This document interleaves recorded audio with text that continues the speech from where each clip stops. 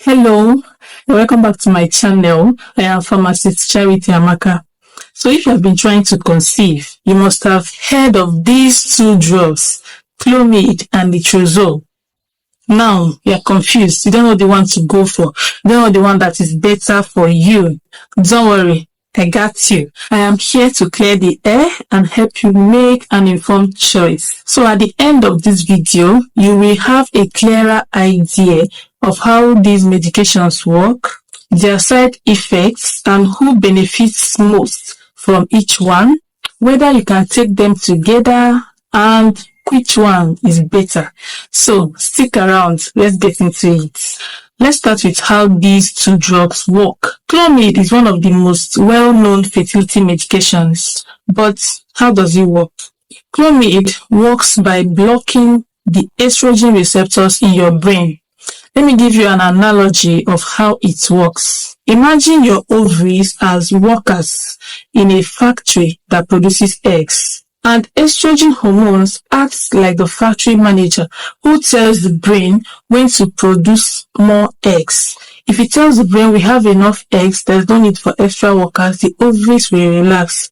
So the estrogen hormones determines the quantity of eggs to be produced. So when you take Clomid, how Clomid works is that Clomid will block the manager, that is the estrogen hormones, from communicating with the brain. So with the manager out of the way, the brain thinks that there aren't enough eggs.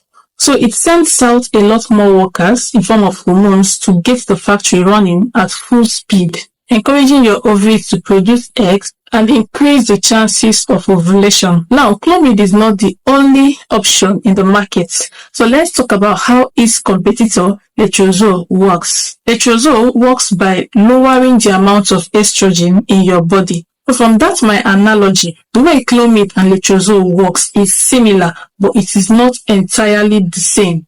On the part of Letrozole, instead of blocking the communication between the brain and the factory manager, which is the estrogen hormone, it works by just lowering the levels of that estrogen hormone. And that way, the brain thinks more eggs are needed and sends extra workers to boost egg production. Now that we know how these two drugs work, let's look at their side effects. With Clomid, you might experience side effects like mood swings, hot flashes, increased chances of twins, headaches, and Clomid also has the tendency to make the lining of the uterus thin, making implantation a bit more difficult. For Letrozole, the most common side effects are dizziness and fatigue, but you might also experience hot flashes, headache, nausea, and mood swings. Though the side effects varies from person to person, Letrozole is generally well tolerated and has fewer side effects.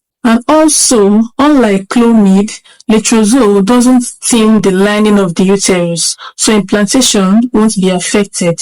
Now let's talk about who benefits most from each one. Letrozole is often preferred for women with PCOS because it gives a better ovulation response in PCOS and it has fewer side effects, and also it has a lower risk of multiple pregnancies.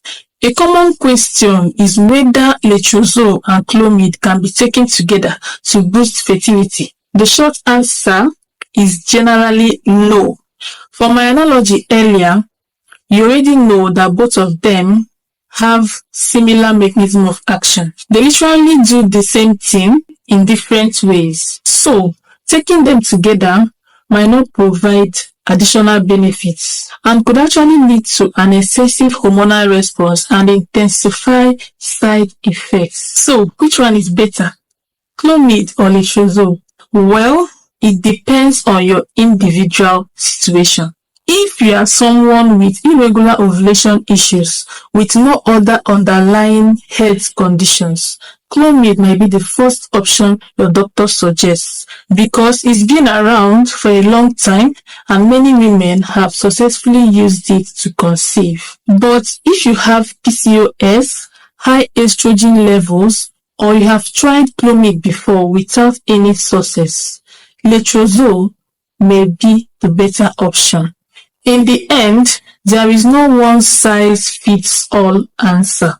What works best for you depends on your body's unique needs and how you respond to the medication. Always discuss your options with your doctor, who can guide you based on your health history and fertility goals. Drop a comment below if you have had any experience with either of these drugs. If you found this video helpful, don't forget to like this video, share this video, and subscribe to this channel for more insights. Thanks for watching, and see you in my next one.